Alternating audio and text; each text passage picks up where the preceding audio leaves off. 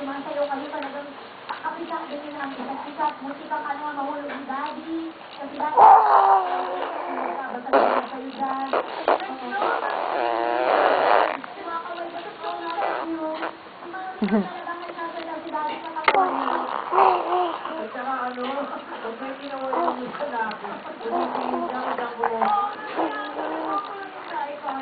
Pinabayaan niya. Pero dahil sa tiwala niya, basang-basa na nila yung mga galaw. Ay, ito na lang po ang sinasabi ko sa inyo, Mami. Tandaan niyo po ito. Walang katarata at walang rayuma na makakapagiwalay sa inyong dalawa. Nabuhay po kayo. Sana magtagal po ang inyong pagsasama ng